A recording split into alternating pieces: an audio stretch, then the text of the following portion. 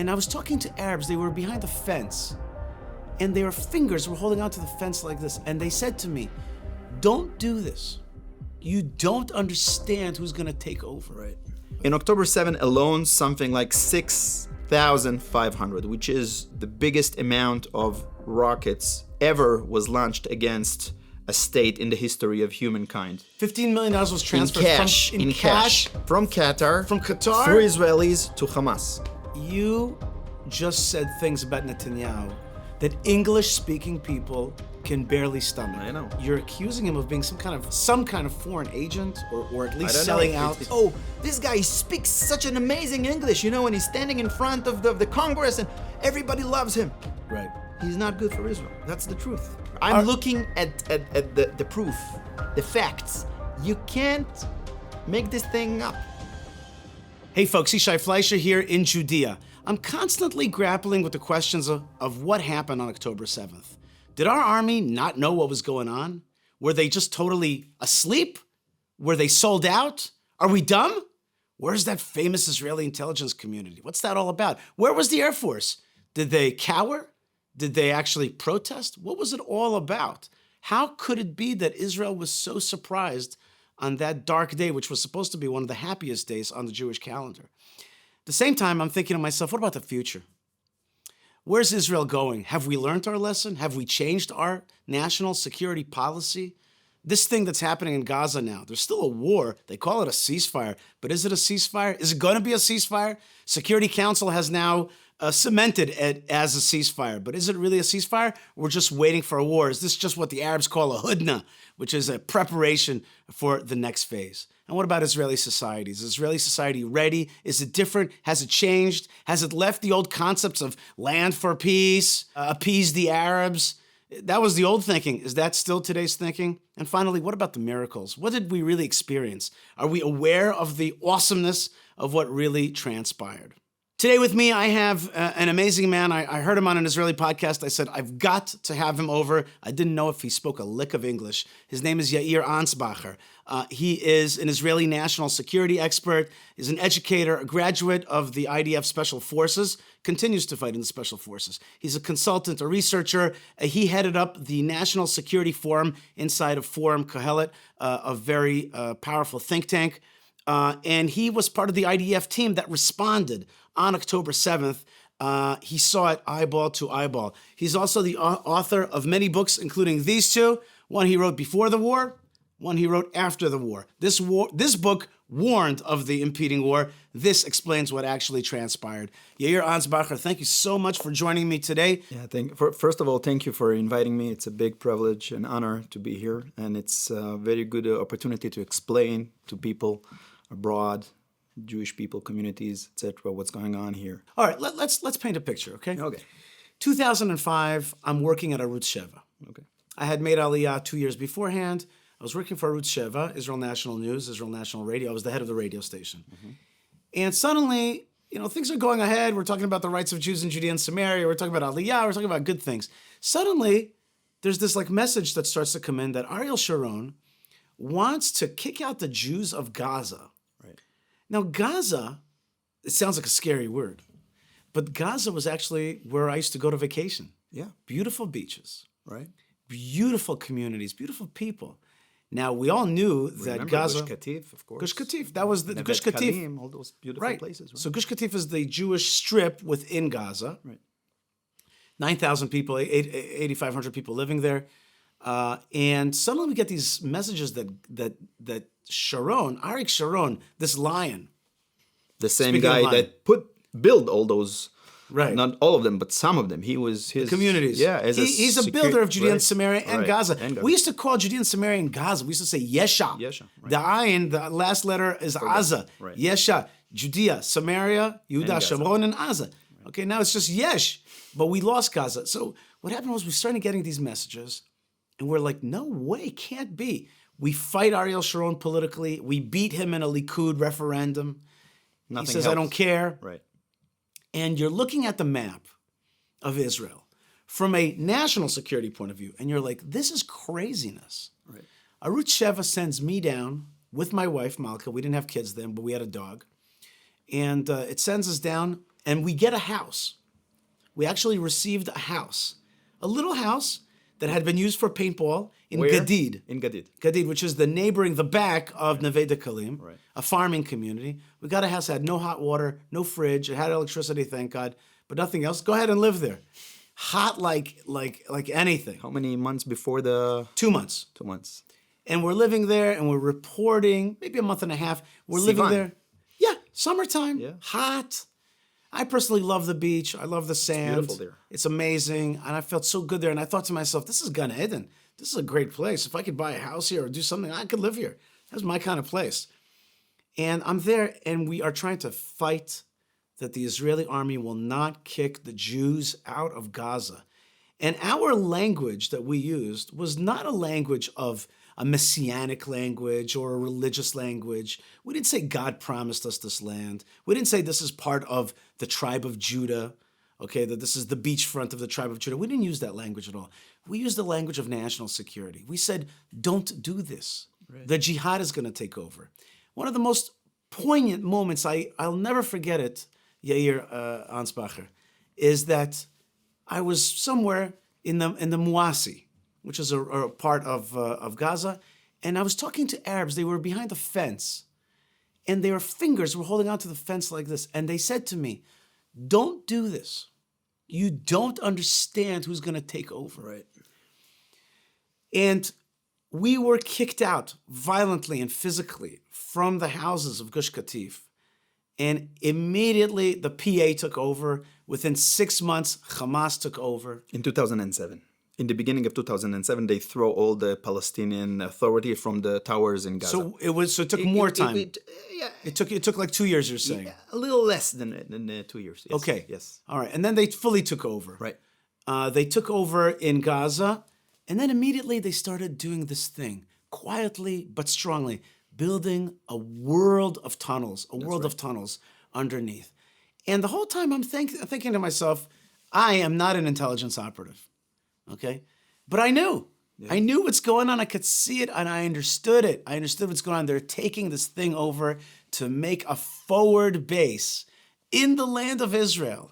And if you looked at the map, this always bothers me, the aesthetic of it. Here's the coastline, there's Jaffa, there's Ashdod, Ashkelon. This thing, this bite, this missing tooth in the land of Israel. And now it's taken over by Hamas.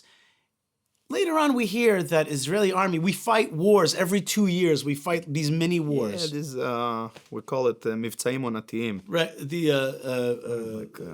how would you operations to... seasonal operations. Right, oh, that's a seasonal operations, right? And it's obvious what's happening there. They're growing, they're getting stronger.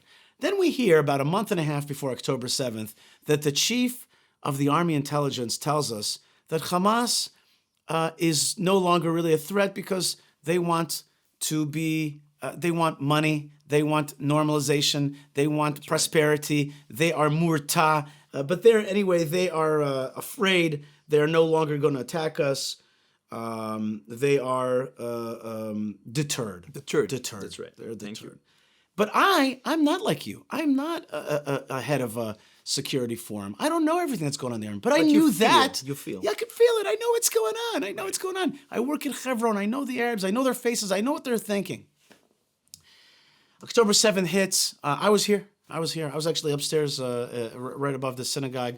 And it hits. At first, we're thinking it's an attack. Terrorism happens. Right. But it happened to be that in this synagogue where we're filming, there was a guy who was an Arab speaker, who was an Arab translator for the police. Okay. He happened to have his phone out, and he was in WhatsApp groups with the Arabs. So we understand immediately what's going on. Within the first hour, I understood more than a lot of people what was really happening. This guy was translating for us in real time. It was bizarre. We really understood within no time. I must tell you something, though. To my embarrassment, I didn't think to myself, I have to jump and take whatever gun I have and get down there. I thought to myself, there's an Israeli army, Israeli Air Force, one gunship, one chopper, what do we call them, Cobras or... We don't have any more Cobras. What's the other one called? Apaches. It's going to go down there, it's going to rambo the thing. The job. Yeah, it's going to knock them out. And okay, maybe God forbid, 20 people were killed on a horrible terrorist incident. Right. But it's not like It turns out that even that was not clear. It turns out that it was a big war. Right. So, Yair Ansbacher, explain to me, what happened on that day? What happened on that day? I guess I saw the same picture as you guys saw here, the same videos, and the first one was in 7:40 in the morning. This picture of this Toyota pickup truck in the middle of Sderot with a bunch of armed Hamas terrorists jumping out of it into the street after shooting and killing some civilians there. But the moment I saw it, I knew exactly what's going on because of the book, because of the knowledge I already gained with the people, with those experts. What did you understand? I understand that this is a big war against the Iranians. The Iranians built Not against. What you mean? against Iran. This is a war that Iran created. It's a master plan that was created against Israel in order to destroy the nation of Israel. So it's an Iranian war against Israel. Yes. Okay. And in that moment, when I saw that picture, I understood immediately that this war is with several fronts. We're going to fight the Hezbollah. We're going to fight Hamas. We're going to fight maybe in Judah and Samaria against the Palestinians here. It's the same, by the way, no big difference. And the Iranians and maybe other nations also. The Egyptians, the Syrians, the Jordanians will all be watching and looking and like sharks. If they will smell weakness or blood, they will come. Right. So I knew they will need even my own private barrel. I mean, that was the difference. I knew that we don't have enough forces. So the only surprise for me was I thought, first of all, of course, the timing. I didn't thought it was going to be in the same morning. But after I saw that, the other thing that surprised me was it didn't start in the north because the Hezbollah was. We were told there's 100,000 rockets, 150,000. Yeah, but I'm rockets. talking about the militias and the groups, the armed groups that prepared and trained themselves to invade into Israel territory and to actually create strongholds and to capture. To conquer parts of Israel. So you thought it was going to come from the north? I was sure that as it we will say come from the north. in Judaism, from the book of Mitzafon Jeremiah. tipatacha. Mitzafon tipatacha. Yeah, I was sure that it will come from. By the way, I thought about this verse for many years. This is why I was assured that this thing will happen from the north. Right. And those 10,000 Radwan elite Hezbollah forces will jump and take over the Galil. I was very afraid from that scenario. And I actually warned Khaliva, the head of the intelligence, from that specific thing 2 years before. I said, how can you sleep at night while you know that those forces are there, prepared, they have everything they need, the ammunition, the weapons already are prepared. We knew everything. And they just need to jump in, and Nasrallah need to just to say one word. It can be a code name. You can say, I don't know, a biscuit. But that's good enough for them to jump in, and you don't have the forces to block. So you didn't expect it to start from Hamas. I thought it will start from Hezbollah. The Hezbollah is the bigger, and maybe you thought logically the way the plan really was. No, it should. It should have started, by the way, it should have started simultaneously and combined. Right. The Iranian plan was to simultaneously attack Israel from two fronts or even more than that. Right. And then to put the IDF under shock and awe, but also to put them on the horn of dilemma. Because just imagine. On the what? Horn of dilemma, karnat dilemma. The dilemma? The horn. Yeah, of the dilemma. How do you say that in English? I don't know that expression. Dilemma. Yeah, it's very important because it's exactly the phrase you use for this.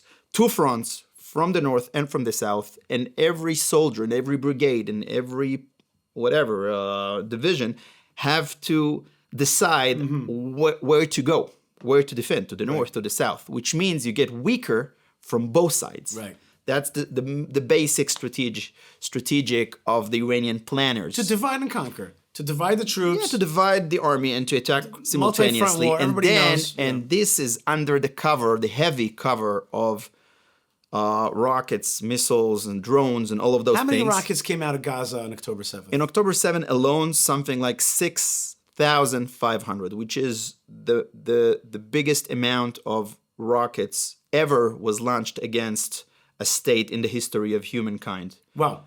Just for example, just to give the proportions, in the Second Lebanon War in 2006, we had 33 days of war. It was a whole month and 3 days. And during that period of time, the Hezbollah, which is much bigger opponent, etc., have more ammunition and more equipped, etc., he fired at us something like half of that. In 33 days. Yeah, something like 3,600 missiles. So 6,000 rockets come out of Gaza. In a single day, but in several hours. That was the covering fire for the raid. Right. And the same thing should have happened if the whole thing should have gone the way they planned it back in Tehran from the north. But then we're talking about something like maybe 50,000 rockets. Right. Now just imagine waking up in this day and everything is burned. Wow. The Israeli Air Force bases, And the camps. many of the rockets were trained at the Air Force bases. Yes, of course. Most of the rockets were fired against the Israeli Air Force bases in order to do exactly what they did. And that paralyzing the Israeli Air Force, most of the people, that's like my answer for the question, where was the Israeli Air Force?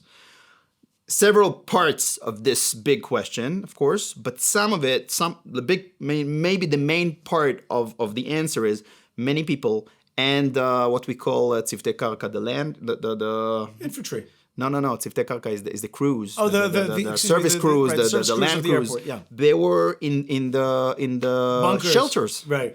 and under Tzeva Adom, under alarms. Right. So they were waiting, and they thought it was going to be like a short thing. They thought like the enemy. They make, how do you say, הרגילו אותנו. Oh, they got us used to it. They're used to it. That there is an alarm, you go into the shelter, but that was just a cover for the real thing. The real thing was thousands of terrorists who were invading our territory. But did the Air Force have an understanding of what was going on? No. No. So it's and both it was things. also disconnected. I'm trying to explain. You know what? Give me a second just to explain to people. Right. What people don't know is that the Israeli Air Force is like an army within an army. That's right. It's its own... We say צבא זר אך ידידותי. It's a foreign but a friendly army. Foreign but friendly army. To the right? IDF, It's got its own... As a paratrooper, system. I go to Tel Nof, we jump from there, but we know that we're separated. We grunts are separated from the Air Force. It's a totally different... We used to laugh that in our navigation skills, etc., sometimes there is a helicopter coming, and when the ramp is going down, you smell the shampoo. That's it's a different world. Right, These guys are aliens. Right, they live in a different world. They have their own intelligence. Right. They have their own culture. It's a totally different world. It's a closed system. It's a closed system, and it's an elite system. That's right. It's a very elite system. That's right. It's like really an elite club here in Israel. It is. And okay, so they are on the one hand, as you said, being bombed. They're under fire. Right. And they don't have the big picture. Right. And some of the officers are at home. We need to understand the army is in vacation. It's a day off. It's a day holiday. off. And I actually I had some conversation with commanders of units, different elite units for a book I wrote to the IDF, and in like something private, like it's a secret book. It's not secret, but it's internal. Anyway, they said, many of them told me this own individual story, but you understand that this is part of the puzzle. I heard the alarm. I ran to the shelter. And in the shelter, I didn't have cell phone reception. So for, 30 minutes, sometimes several hours, they were waiting. And they didn't get the knowledge. Because they thought it was going to be like a small... Yeah, okay. Like you thought. You were here. Right. You got much better picture than some of them because you had an Arab translator here. Yeah. But still, you didn't thought this thing is so crucial that I need to go. We need every gun. We need every barrel, right? You thought, okay, we have an army. So these guys said, okay, there is the Gaza Brigade. There is whatever. And they thought, well, that's the way the army is working. The army is working in a routine time. By the way, also in a war, it's very important. We have sh'on lechima, shalach, which means like a clock of war. Every several hours, the commanders are meeting, they're talking. It's which is a good thing, but that's exactly what the enemy is doing when he's attacking you in a surprise. Just imagine. He's throwing off your clock. Yeah, it's a Pearl Harbor. Right. You're chopped. And by the way, what they did, I believe it's actually coming from an American... very famous admiral. His name is William McRaven. He used to be the leader of JSOC and later SOCOM. He born and raised and of course he led. He was the commander of the SEALs, and as a special operation commander, he created this theory. Later, he wrote a book in the 90s. It's called The Theory of the Special Operations, and I used that in my PhD, etc. He's saying some very interesting stuff. I'm sure the Iranians read his book. because some of the ideas, some of the principles were they used them in this attack, in this surprise attack. So one of the ideas, it's called relative superiority, which means you don't go against the giant in one shot. You do. It's called death by 1,000 cuts. You cut here, you cut there, and you use the surprise. And then when the giant is trying to get up, he can't. Mm-hmm. You're chopping all those veins, all those his eyes, you hit his heart, his mind, and then he's confused. That's the way you do special operations or strategic attack, and they did that. By the way, they did very well. They did, and we're talking only about Hamas, right? Because the other parts of the machine were not aware that this thing happening now. They knew about the big plan. But so why did Sinwar do it? He jumped gun. He thought about himself. Did he want to be the Mahdi? He wanted to be the Mashiach, exactly. the Messiah? He wanted to be the modern Salah ad-Din. He wanted to be remembered.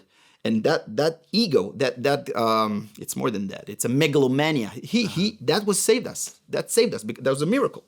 He thought about himself in terms of Mashiach, and he said, "I will be the one that will be remembered in history that brought Israel on her knees, and later everybody will join."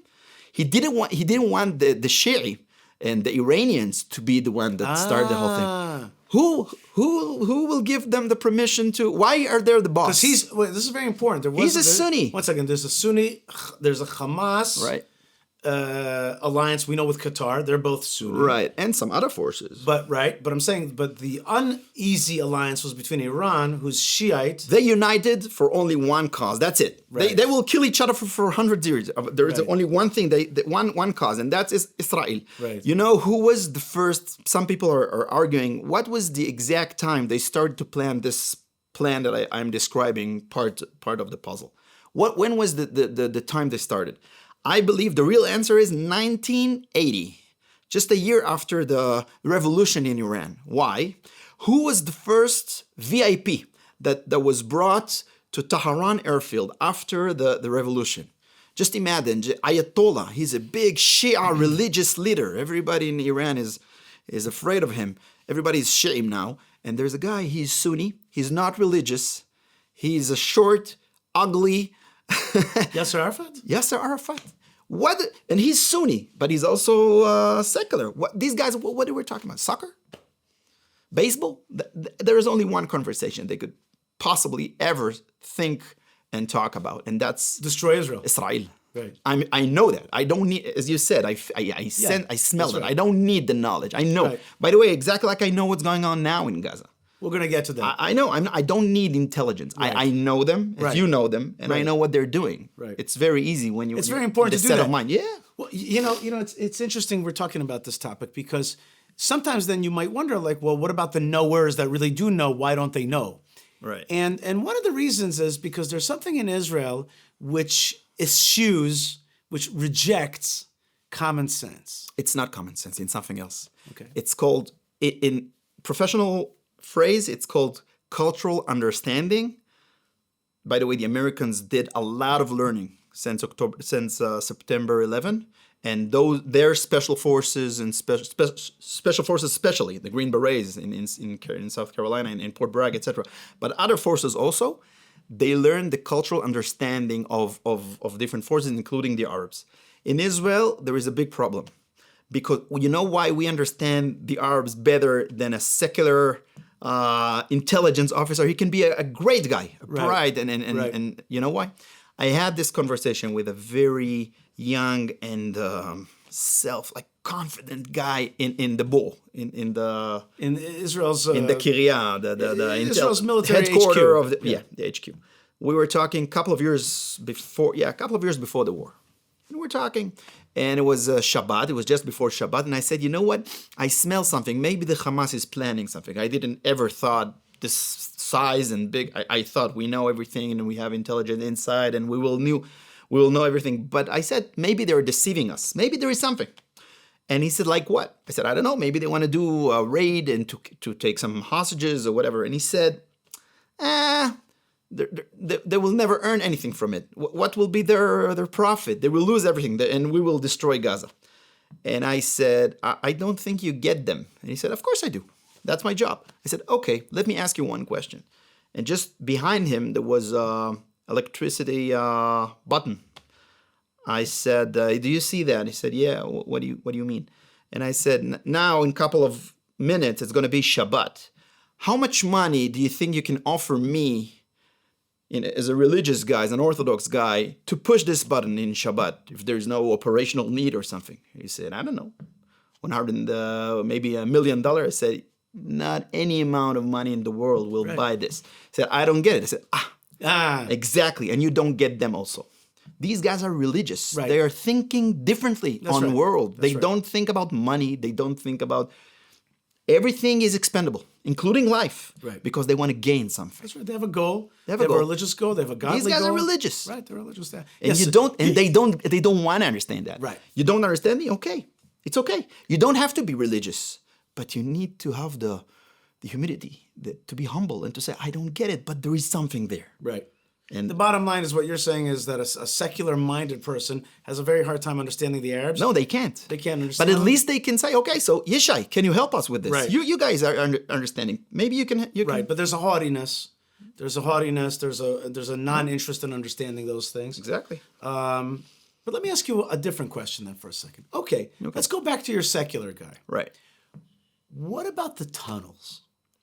The tunnels are being built over many years. Right. We're not talking about a nice tunnel, a good tunnel. We're talking about a world. Hundreds of miles.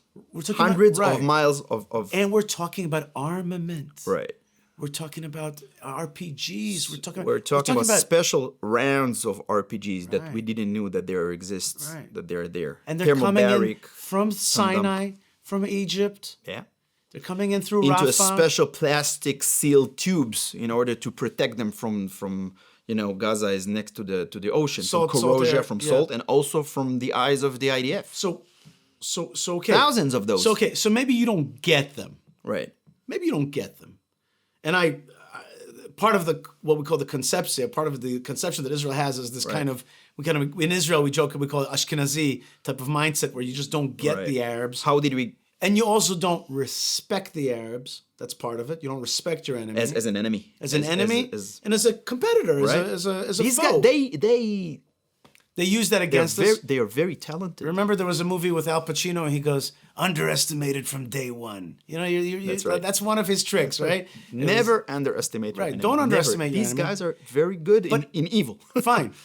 All that. Okay, I can understand the psychological problems. Right. But now tell me tactically. Right. Explain to me how Yishai knows that they're building tunnels to make a war on us, and these guys are looking at it, and they see the tunnels, and they must see the armament.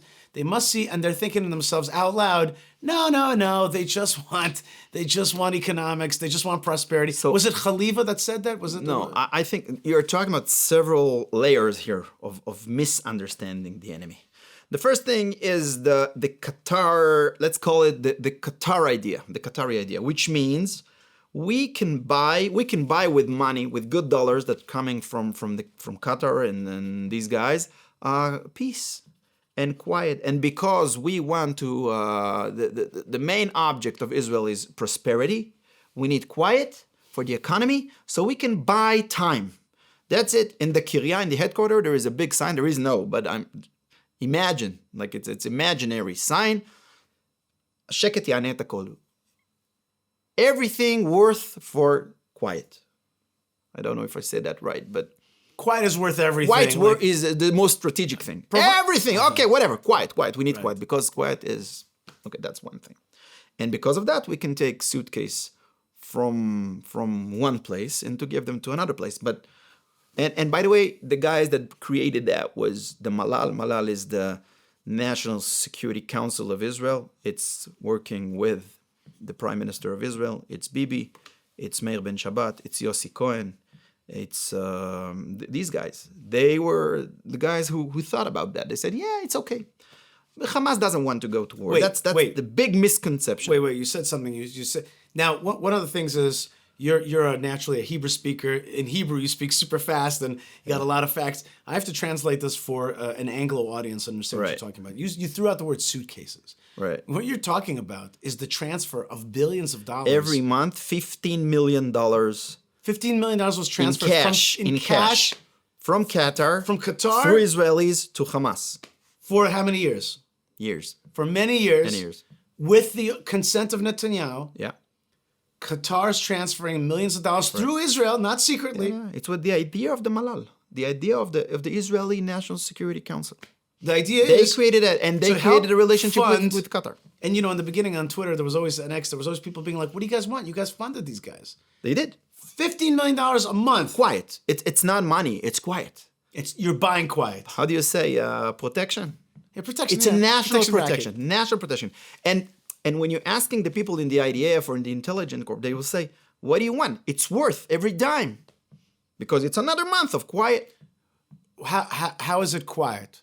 They're not fighting us. They're not fighting us because they're not attacking us. Because what? Because they have jobs. Yeah, they're trying to build. Listen, since 2007, the PLO, I said they were left. throwing. No, they Right. didn't leave. They were thrown off killers rooftops, right? from the towers. Right. So now they have the responsibility over Gaza, and they need to take care of their own people. So they have the politics and the bureaucracy, and they need to build their own. Right. How do you call it? Like nation building. So if the money is transferred from Qatar Yeah.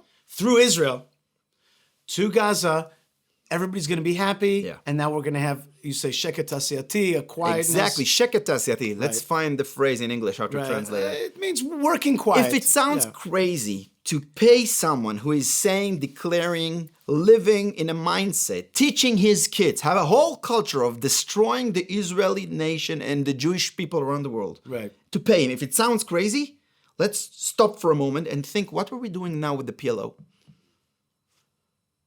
The money keeps Do you think flowing. they're different? No. Yeah. You know, I found some Nukhba guys, those Machshimam, in October 7 when we were firefighting and we were killing them. They're With like, the patches Right. of the PLO flag. Right. No difference. Same people, same culture, same flag. By the way, the IDF, and not the IDF, the Prime Minister office, they said, what was the first motto of this war? What was the sentence they used all over the world, including, by the way, I just saw it in the internet, I rechecked. When Blinken came here and when the Minister of Defense, the American, the first one, I forgot his name, Harris, what was his name? They came here. What did these guys use? Hamas is ISIS. right. It's very good, right? Hamas is bad. ISIS is evil. It's going very good together. You know what the true meaning is when you say that? That Gaza is pure. It's full of tzaddikim. It's not her fault that there is a thin layer of bad Hamas ISIS. We will remove the Hamas, and then we'll have a good Palestinians. Right. So Gaza is Forget good. about the culture. Right. Well, there were. I identified 4 enemies that were never called out. Right, that's one, right. One that you just explained, which is Gaza. Gaza. It's the same enemy. It's the Palestinians. That's the same enemy. Right. They can be hybrid. They can use different uniform. They can take the uniform off. By the way, that's what will happen. Right. Now, when people are talking about deals, they will say Hamas will give his weapons. You know what they will do? They will take this The green thing off. things off. Put on a They suit. will take a yellow shirt of PLO, whatever. That's it. Right. It's hybrid. They don't care. It's the Okay. same thing. So that's one enemy. One thing. Palestinianism, Yeah. which definitely brought in Hamas. Right. Okay. Another enemy, Egypt, was Okay, never called that's an a enemy. different conversation. Right. Very important. Very Right. important. Never called out. Right. Qatar, big enemy. Even Trump now, he declared he's going to fight the Muslim Brotherhood. Guess who he forgot in the list? the Qataris. Just forgot this small. Right. Okay, the Qatar. And another enemy, and this one is maybe for a different conversation or later, another enemy that played a huge role here, but it's not talked about, is actually China. That's right. And Russia. But right. China is I agree. We can talk about China. The TikTok wave has completely demolished the good name of Israel throughout this That's war. only one thing. You're talking about the information warfare. They are doing information warfare against the West. They are planning their own global geostrategy October 7 over the US, over the West. The West is very, very is not aware of their planning. You're saying These guys are going all over. You're saying China is planning on October 7th on the West, and the West is asleep like Israel is asleep on October 7th. It's going to be. I'm sure it's going to be. Going to be a big, massive attack one day. They will, people in Taiwan and in America will wake up, and it will be too late. But the Chinese are, as you said, is a foe. I mean, it's an enemy, and they were actually taking their part in October 7, in our October 7. Some things that were not until this day published, but there are some things. Okay, so that leads me. Right. I just mentioned four, and you Four just said enemies. four right. enemies. That's right. But the person who's in charge of telling us who the enemy is Prime Minister Netanyahu. That's right. We've already established that Prime Minister Netanyahu, I don't know if we established it actually, let me step back. He voted for the disengagement in 2005. He didn't vote for the last vote, but he voted along the way. Yeah, He's been prime minister since this whole period where Hamas has been arming itself. And where the Israeli army was shredded. Shrunken, And, Yeah. and also shredded. Chopped up, yeah. Chopped up for 20 years. So so the IDF shrank. The enemies grew. The enemies grew. 15 million shekel a month were coming. What $50 happened? million a month coming through Qatar, through Israel. Netanyahu approved. What happened on the north border? What happened on the south border all those years? The enemy. People are talking. If there will be an investigation committee, we should start to talk about October 7, maybe October 6. What happened in the night? That's not the real thing. The real question is, what happened in the last 15 to 20 years all along those borders when in the other side, when we're talking about 500, 600 meters from our kindergartens, from our schools, from our kids and wives, there was a monster that was, Building as up. you said, was building up. And we knew that. Why didn't we do anything about it? The dragon was there. Okay, so my question to you now. 15 years. My question is, I could paint it as, here's Netanyahu. He's not telling us who the enemies are. Right. He's feeding the monster. Remember, there was this movie you probably don't remember when I was a kid. It was called Little Shop of Horrors. It was about feeding this plant Yes, that was a yes, man. Chanut Ktana v'Matrifa, this plant. Right, this plant. Right. You keep feeding the plant, right? So it's feed me Seymour. You becoming- feed Seymour, that's Seymour. right, that was the kid. Feed me Seymour. Right. So you keep feeding this thing. So you kick the Jews out of that land. You feed the monster.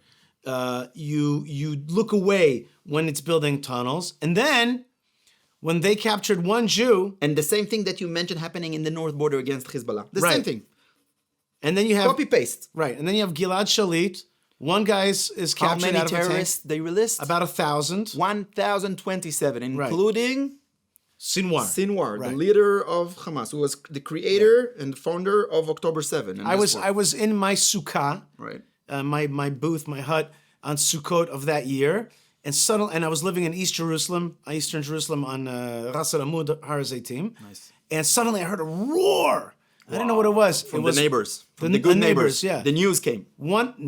No, they had returned on that day a murderer into our neighborhood. Right. Into our neighborhood. Came back a guy who murdered a Jew not Yeah, so I far remember away. Jabal Mukaber and all those Yeah. places. I remember. Okay, so now, so now tell me this, and I know that you want to be fair, but who is Netanyahu? What is this thing? How am I supposed to see him? He sells to me, and I could buy it. He sells to me, look at me, I've bopped the head of all the bad guys around. Look at me, I did the beeper operation. Look at me, I'm continuing a relationship with President Trump. Now I got the Security Council to recognize half of our control of Gaza. And also the route to a Palestinian state. Right. So And he was okay with that. Netanyahu. Not as he okay. He says, "Thank you, President Thank you, Trump. President This is great. This is great. This is great." And it's the same President Trump that told him the moment he got into office, when his administration started the job, open the gates of hell, Right. spread those Palestinians from Gaza all over the world. Right. You have he said that 3 times. Yes. People said maybe no, 3 or 4 times he said that. Get him out. You And should it's have the never given same- away that land. That's He right. said over and over again. He should have never given that land away. He looks at it, and you could see in his eyes. I could see He's talking- like a real estate guy. He's That's like, right. "Why would you give this thing away? It's on your border and it's good beach property. Like, why would you? It's That's a stupid. beautiful, it's an stupid. option. Yeah. He's a business guy. He Right, he's a business- understands yeah. the profit. And it's the same Netanyahu that released again thousands of terrorists, including now Right. in those deals. And To get back the hostages, we don't to get back the hostages. Right. And which was something that a lot of people wanted, right? Okay. I'm just saying that's what happened. It's So tell me. So explain to me, Yair and Ansbacher. humanitarian aid Right. to Hamas, by the way, not to the Palestinians, to Hamas. About 1 ton of humanitarian aid per Gazan. That's what I heard an estimate, like an endless but flow. They gave to Hamas Right. the humanitarian aid, which is extreme interpretation of the lawfare. You can ask Eugene Kantarovich. Kantarovich and others wrote Chavadat, like a paper, and gave to Netanyahu in the beginning of the war. They said, you don't have to listen to those crazy people from Don't feed from the enemy. JAG, from the IDF Pakletut. A military. You can do the right thing according to the law, to the international law, and still do whatever you need in order to win this. Right. Siege is a legal part of international law. That's the way you do war. Right. You siege. By the way, we just saw what You don't feed the enemy. You don't feed your enemy. We just saw that in Rafah. They took this tunnel. They seat mini 200 terrorists were stuck whatever. somewhere. So now they got out very hungry, very thirsty, weak terrorists, and some of them got killed. Some others surrender. That's it. That's the way you do it. Very cheap. You don't have to spill blood again. Right. We So didn't tell do me, it for 2 years. Yair Ansbacher, you're an Israeli national security expert, Right. an So author. I will give you an answer. My question is to you: Who is Netanyahu? Who is Netanyahu? So I will give you an answer. I want people to listen to that very carefully and also to understand from which point of view I'm saying that. I don't care about Netanyahu, the politician.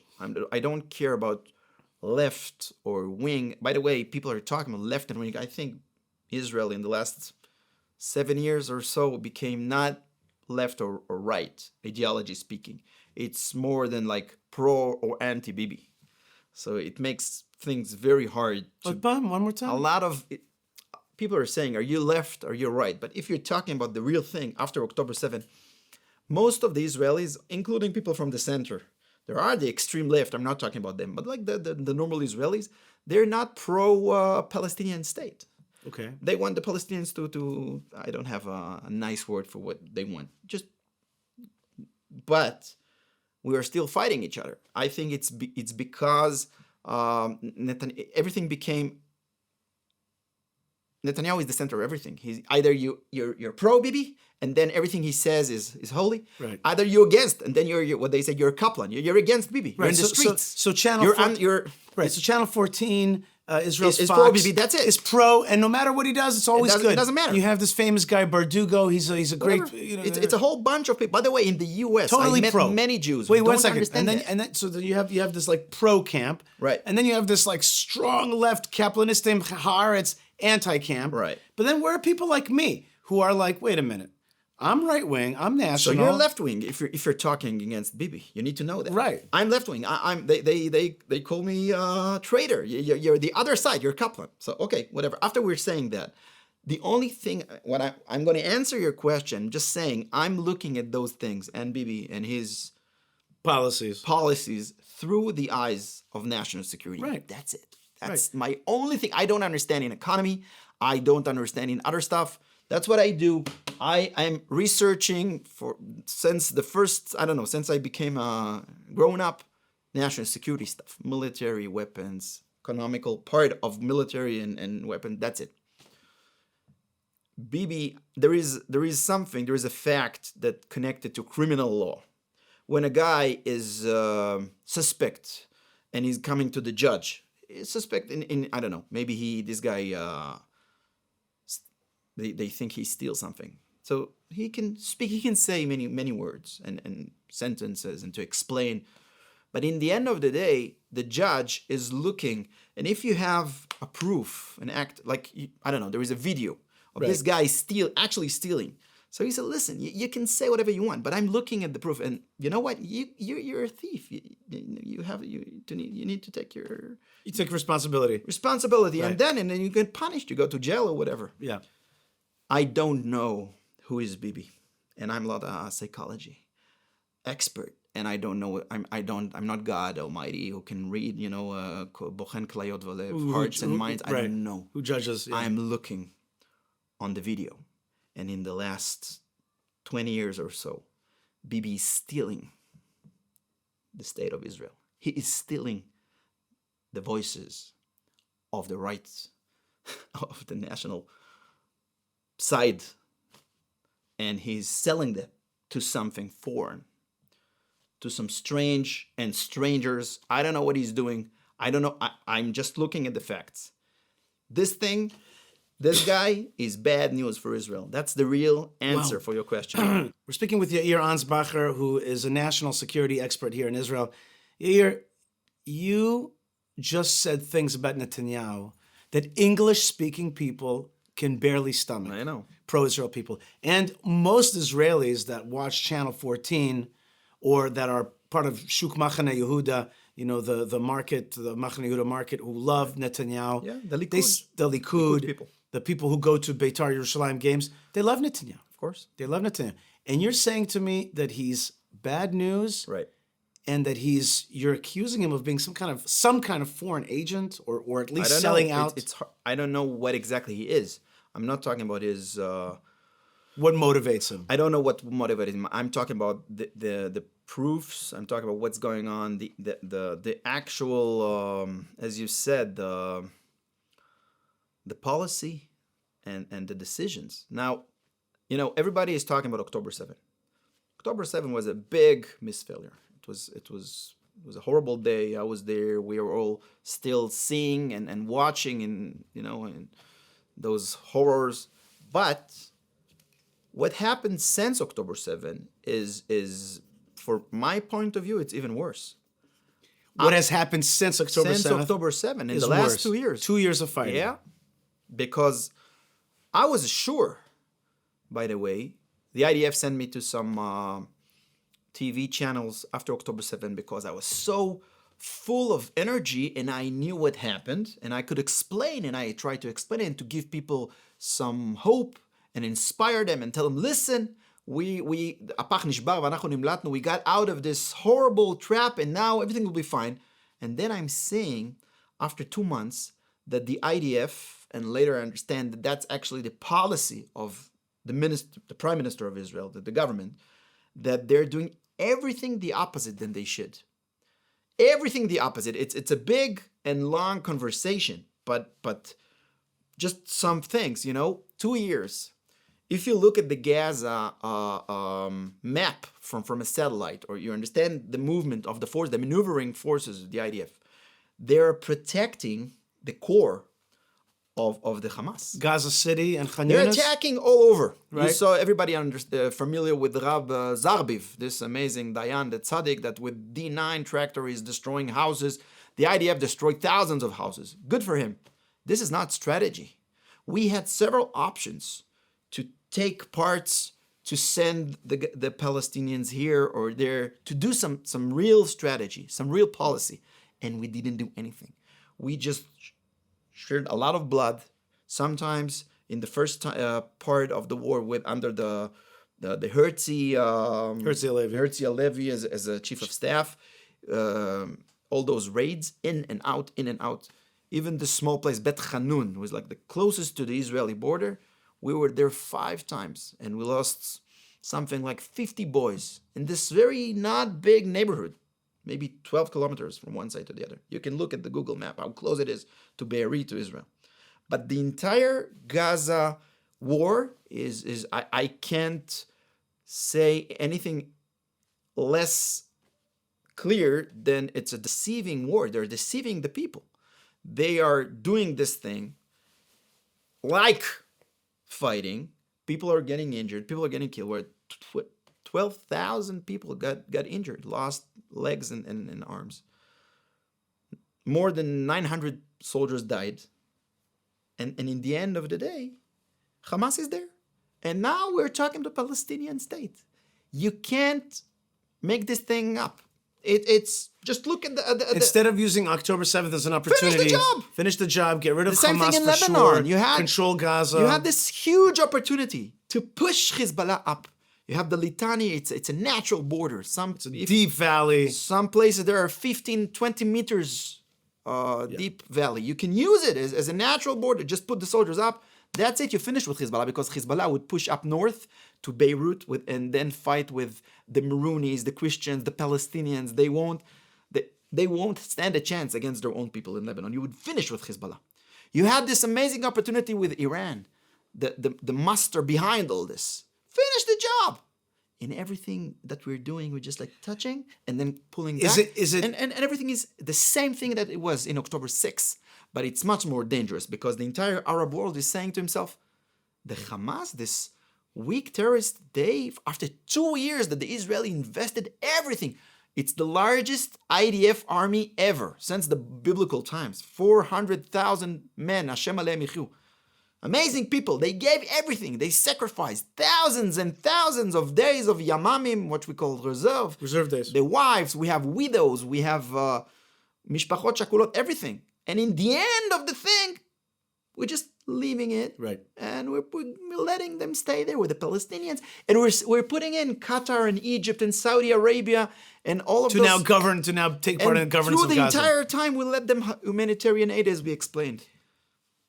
By the way, Bibi was in the beginning of the war, and you can check me. In the beginning of the war, he said, we're going to destroy Hamas. We're going to erase Hamas. Right. Many times. I have those. I can show you. Then he said, we're going to lachria, which means... We'll defeat them. Defeat. And we won't... Then but they won't be gone. And then he said, peruz. The disarmament. Disarm. And now, nobody's talking about even disarmament. You can say, you can look at Bibi and show him Bibi. In the beginning of the war and now. That's the story of Gaza. But people in the US, they don't understand. They say, whoa, this guy speaks such an amazing English, and he's standing in front of the Congress and everybody loves him. Right. He's not good for Israel. That's the truth. Right. He has not defeated the enemy. And you're right, we're back to October 6th. There's a generation of heroes. And you said something about the Arabs. I wonder about the Arab mindset. I really do wonder this a lot.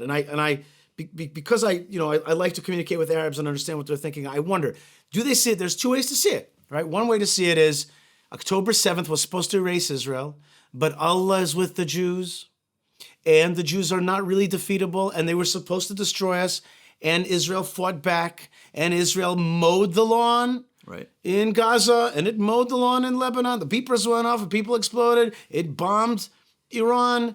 Okay, that's one way of seeing it is... Israel is still there. Amazing. Miracle. Amazing. Miracle. The nation of miracles. Right. Hashem, by the way, the Iran raid, Am Kalavi Akum, the operation in Iran, amazing. Right. I can take my PhD over topic of special operations during wartime to throw it. It's unexplainable. Awesome amazing. Stuff. Awesome stuff. And by the way, it also has... The pagers, amazing. Wow. And it has, by the way, just parenthetically, I just want to say this important thing. A lot of people now talking about how Israel's costing America a lot of money. But the fact is that I just read a big report about how Israel's operations are saving the Americans billions because they're studying how we do fuel. We made the F-35I have a much longer range. We are their representative, so-called, like from a national strategic point of view in the Middle East. Right, and we push back against jihadism. Whatever, not that we need that, but just for the sake. Yeah. Okay, so that's one way of saying like Israel, whoa. Amazing miracles. By the way, there were miracles. Right, and we're going to get to those miracles. Right. Or another way, which is... Israel could not defeat a little sandbox of terrorists. That's right. The whole strategy of the hostages was an amazing Iranian victory. Right. Right? Like totally Iranian script. That's why they took it from the beginning. That was the whole idea. That was the whole idea. It's a strategic idea. It was a strategic idea. Right. And they themselves were the promulgators. They pushed the yellow flag, yellow pins, Qatari money, and American and some Democratic wing money. Right, we know that, and it worked. And it worked. The whole psychology became about these hostages. It's the war of the hostages. Right, that's it. Right. And so give us the hostages, and we go back to October 6th. And nobody cares later. Right. You have this agreement with 22 points. Nobody read anything. Just the first one. We get the hostages. Get the hostages. Well, that's it. Wow. Right. And by the way, it's the same agreement that the Hamas. People don't know that. It's the same thing the Hamas said from the beginning. One. Right. They said, you want the hostages? We will bring you, but we want you to go to leave Gaza. Right. And we were staying here, and we're going to build a Palestinian state with the PLO. Right. Same thing. So same with agreement. The Qatari, the Egyptians. And we could have saved 800 soldiers. Yeah. We could have saved them. Here you go. Here's we stop the war. You control Gaza. Right. We step out, and the hostages come home. Right. People, by the way, say no. We are still holding 53% of the.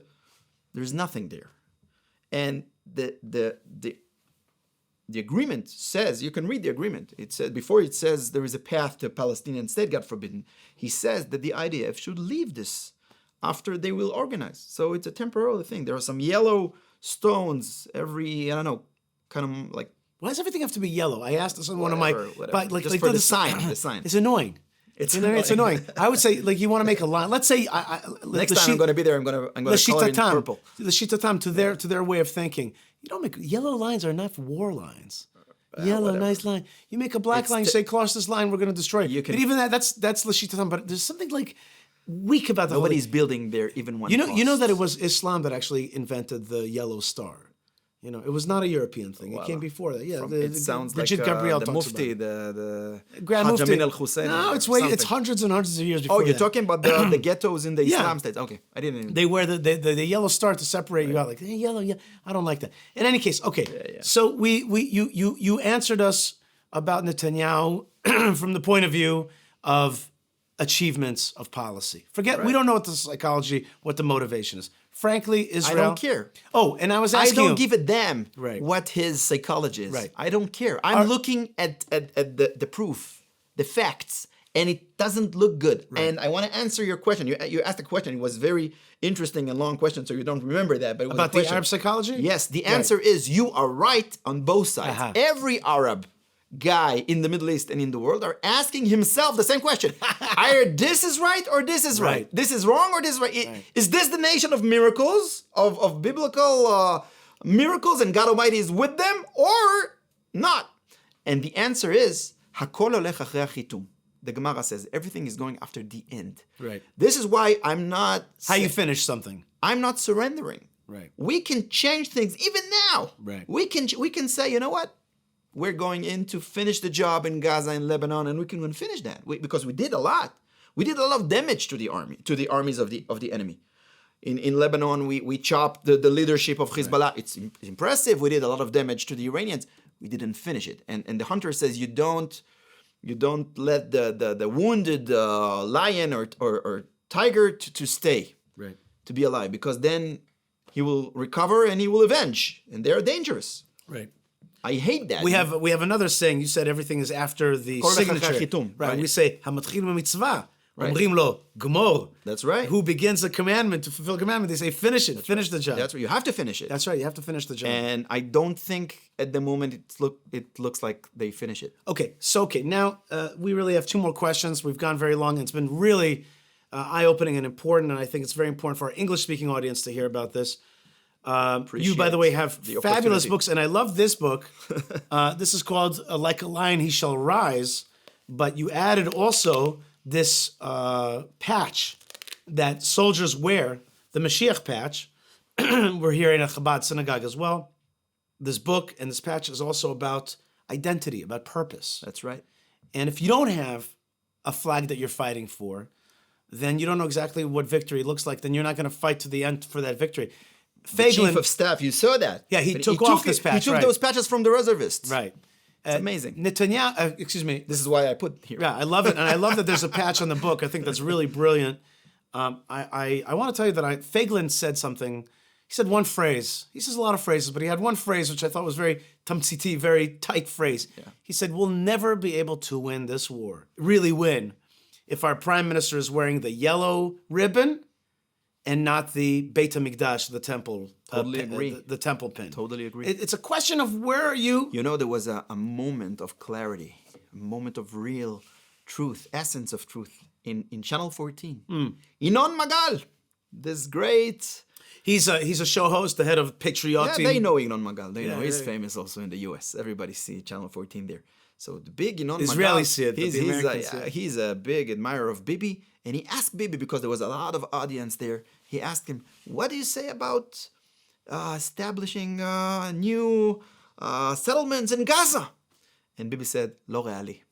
It's not realistic to reestablish Jewish communities. But that was, he said that. Right. It was a very clear moment. But people like me and you already knew that from day 3. Yes, but he said that. That was the surprise. I was surprised. Like, whoa. Right. But I knew that from day 3. Of course. It was obvious to me, it was obvious to me that he did not have a strategy for taking over Gaza. By the way, he shouldn't have taken everything, just a piece. You know, there's some parts, the north part of Gaza, it actually belongs to Israel, even according to the Oslo program, because it's whatever. There is some parts there which still belong us. We gave that to the Palestinians back in the 90s from the wrong reasons, and it still belongs to us. We could have built something there, even to mark the idea, even to give a symbol. They didn't do it. Right. התוחמת הצפונית, the northern buffer zone. Yeah, buffer zone. Okay, the IDF has started firing some people. It's a big story here in Israel. Right. We got Zamir, Eyal Zamir, chief of staff. He's starting to fire people. Is it all just for looks? What we call in Israel lamaridain? Yeah. Is it just in order to kind of show that? I mean, this country, our beloved country, Israel. Like in another country, like in America, if you failed such a massive failure, you would throw out the leadership of the army. Here we barely touch the people, and certainly the political leadership is still there. They haven't cleaned house. Of course not. They don't clean house around You here. need to change the culture. We need to Right. change the people, the leadership. It's all about leadership. If you have, as Fagin said, if you have the right person, the right people up there, everything will be so simple because the people are very healthy. But that's not. I met so but many that's people. not totally true because there is is. Well, what I mean to say here is that what I'm talking about is the tough bureaucratic, the middle people. It's a very thin layer. Uh-huh. Chop them. 1,000 people, 2,000 people. Chop, chop, chop. You have so many amazing people. You know, I Right. met people in the kibbutzim in Nir Yitzchak in October 7. I will never forget it. October 7, October 8. We met all those secular people, kibbutznikim, okay? Right. Anti-bibi, Kaplan, okay? But we hugged each other, we kissed, we were crying together. We didn't care about anything. You were speaking Hebrew, that was good enough. Right. The kids yelled, these guys are ours, our soldiers, Israeli soldiers, Mishelanu, that's it. Okay. Tell me a little bit about October 7th for you. You. What do you remember? What can you bring it back for me? You know what? It's a big question. I'll warm you up. Okay. I'll warm you up. Okay. There's somebody today who's in charge of operations in Judea and Samaria. He's a friend of mine because of my work in Hebron. He was a commander at Hebron beforehand. Army guy? Army guy. I think 3 Okay. stars now. I see him a few weeks afterwards. He came to the tomb of the patriarchs and matriarchs in Hebron, and I say to him, I'm not going to mention his name. I say, hey, bro, how you doing? He grabs my hand like this. I was in the window, and he holds on, and he was outside the window of the car. He held onto my hand. He squished it a little too tight, and he says to me, I was down there, and after a few days, I'm still driving around. There's still bodies of Jews strewn right. all over the place. He goes, I got my friend to get his Silverado truck, and we started picking up bodies. Yeah. And we did it twice because one day we just picked up bodies, and the next we just picked up the kids. Right. And I could see that this was something. And this guy's a tough guy, he's a tough Jew. Tell me about October 7th for you. How do you remember it? How do you understand it? And I don't mean from the strategic point of view. I don't mean from national security. I mean for Yair Ansbacher. I was on Automatic. Years before October 7, I was working in this secret unit, and I did some projects there, and we did some training. And when I was driving through the scenes, I thought to myself, it's exactly like training.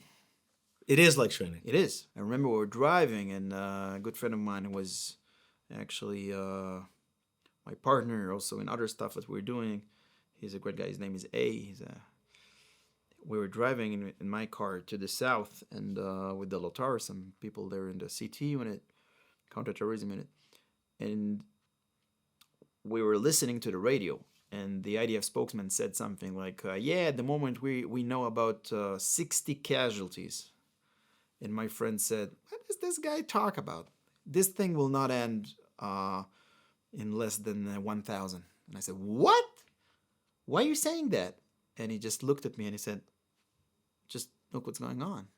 And then it hit me like this thing is huge. And as you said, for days we were driving. By the way, not a lot of Israelis know and understand what I'm talking about, because if you saw a video or some pictures, that's one thing. But most, like 90%, 95% of the Israelis who were not there in October 7 or not part of the emergency units and the emergency army. Right. They were not allowed to drive there. Right. So you had a military... Closed military zone. Closed military zone for like a couple of days, like 3 days. And I remember that in the third day, after like 36 hours or so, we saw the big reserve units. I remember I was hugging a guy. I was asking him, from which special unit you are? And he said, ahi, I'm not from any special unit, just this general brigade. He said a number 5, 6, 7, and I gave him a hug and I said, okay, now I can breathe again because I understand the big army is here. The big army is here. Right. The mass, you know, the regular big army. the reserve. They Right. came Right. because we held the line for like Right. a couple of days. Who's we? Special The forces special units, the emergency army, and the second- police and the police also. Yeah, I'm calling that in the book the emergency army. first That's responders. the first responders and also the people who were there. Right. Shayetet also was down there. Everybody was there. Right. All the units with the DNA of jumping really fast and terror act. Right. Everybody thought it's a terror act. Right. They react like it's a terror act. They didn't knew that they're an army and they're actually some kind of stopping the national bleeding from Gaza. They didn't get the big picture, but doesn't matter. They react like they did, and that saved Israel for those hours. But what I'm saying is, people were not there, so they didn't knew how the country and the landscape was look like. And after those 3 days, started to come those big engineer machines, tractors, and all those things, and to take all the crushed vehicles and, as you said, the dead bodies away. And I remember that after driving, I don't know how many times back and forth from the south to the north, I see a clear path, a regular road, and I say to myself, people will never know. Mm-hmm. They will never know. Every meter, every 100 meters, there was something. It's a huge crime scene, Right. and people don't know. They will Right. never know. We have it in some pictures, but even Right. in the pictures, you don't get the thing. You're driving. Well, we have to respect the bad guys. They really did a job on us. They tried to destroy the Israeli nation. That was Right. October 7th. Right. Nothing else. But you highlight in this book and also on your Hebrew podcasts, you talk about the fact that really one of the main ways that this effort to destroy Israel was stopped was through miracles. Right. Tremendous miracles that really the enemy wanted to destroy the nation of Israel in total. They did. And they had a plan. And they had a plan. A serious Everything was plan. there. Yeah. All Right. the details were there. But there was all kinds of things that happened that stopped that. Give me one miracle. You outline some 8 miracles, big ones. Give me one miracle that you understand saved the state of Israel. Something that the Arabs should know about. Something that Israelis and Jews I should will know give about. you. I think the biggest miracle of them all is the spirit of Israel. I call it the heroism of Israel, and I mean, it's a very deep thing. It's a cultural thing. The Iranians, when they planned the whole thing, they said to themselves, and that's a very military way of thinking. The IRGC, all those Quds forces, they're in the end, they're military experts. They said, after we'll penetrate through the first defense line, we'll meet some cattle, some sheep, Cattle to chop, to butcher, right. ketzon latevach. Right. And they saw Meaning to say, you'll penetrate the forces. the arm, the Right. the And then you'll meet IDF, the regular and then people. civilians. Yeah, civilians. That's Right. it. That was the plan. Right. Which makes sense. And I think they saw too many Marvel movies. Because in the Marvel movies, it doesn't matter if it's Spider-Man or whatever, it's always the same. The regular public are helpless. Right. And they're shouting, yelling. They need the superhero to help them. Right. Spider-Man help us, Superman help us. Okay, Right. that's DC, but it's the same. Whatever. In Israel, it's not like that because in the last since the Israeli state was born, and that's a huge miracle that happened to us. We can have criticism and we can talk and we can debate over the Israeli state, but it's a huge privilege and present that we got. My grandfather, he was a Holocaust survivor, and he was a lone survivor. He came alone from the entire family and even community in Würzburg, Germany. He lost his family in Auschwitz, and he was a graduate of all those places, Dachau and Theresienstadt, and came to Israel. And then he became in the Haganah, and later he became a very proud IDF officer. By the way, connected to you, he was the officer that got the keys to Me'arat HaMachpelah in 1967. Wow. Yeah, from the local sheikh or whatever. He was there. In the radio, there is a famous radio transmission. He was there. Anyway, I remember the first time, he didn't like guns, though. He had the Holocaust in his head, and he didn't like guns. When I was a kid, I said many times, Saba, Grandpa, can you please buy me a toy gun or something? Because I love them, and I still do. And he said, nah, you should go to the other Saba. Go to your other grandpa. He will buy you a gun. And so I did. But I remember that the first time I got a vacation from the IDF, and I was just a rookie, just a Tiron boot camp. The beret was not red; it was green. With the M6, the long M16. You were just an inductee. Yeah, you just come in the army. I came back to visit him, and I was very. I want to show off, and I was very proud of being a soldier. And his, for him it meant a lot. So I'm meeting him in his house in Rechavia, and he's looking at me, and there is something in his eyes, and he gave me a big kiss on the cheek. I still remember. It was a very not common thing. These guys were yeke, Right. German Jews, German a little cold. Yeah, but he gave me a big kiss, wet kiss on my cheek, and he said, "What did I just do?" And I said, "You gave me a kiss." And he said, "That's right. What's the Hebrew word for that?" I said, "Neshika." He said, "Yeah." "And what is this thing that you're carrying with you?" And I said, "That's my rifle." "How do you say that in Hebrew?" "Neshek." I said, "What's the connection? What's in Hebrew? Sfat HaKodesh. What's the holy connection tongue, between the shorish, neshek, neshika?" I said, "I don't know. You tell me." This guy was born in Würzburg, 1926. But how impressive his Hebrew was. And I said, "I don't know. You tell me." He says, "Because when we were there and they came, we couldn't do anything about it. They took the family. They took everybody. But you and your friends,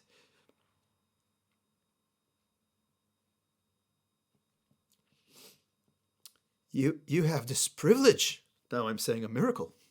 You have this miracle that God Hashem gave you this privilege to protect the Jewish people now in this generation. With the neshek? You should take your neshek and give him a neshika.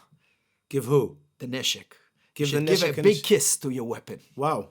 Don't get confused. Wow. You're defending our people. And I remember that, Wow. What a story.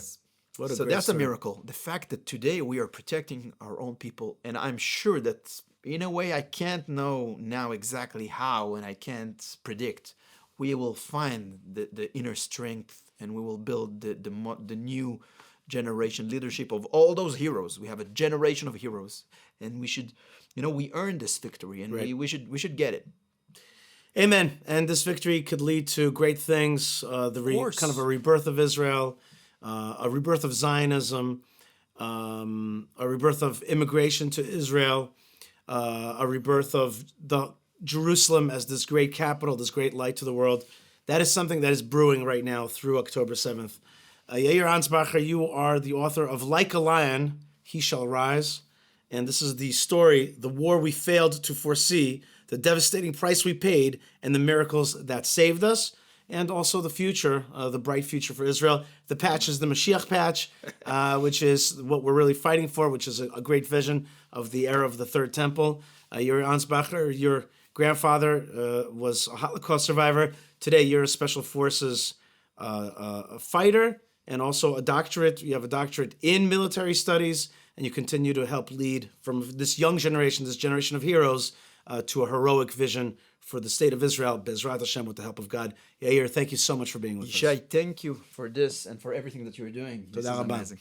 God bless you, folks, wherever you are. What an amazing conversation and an honest conversation. Because the only way we're going to move forward is if we actually look at the problems, challenge them, look at them in the face, start to work on fixing them. Some people say Mashiach now, some people say peace now. I say responsibility now. We have to take responsibility for the building of the Jewish state. If you want to be part of it, you could join me at fightforisrael.org, fightforisrael.org, the number 4, or buymeacoffee.com/Yishai. You could find this book on Amazon, Yair Ansbacher, Like a Lion, He Shall Rise. God bless you folks wherever you are. Lots of strength, lots of blessings from the land of blessings, and shalom.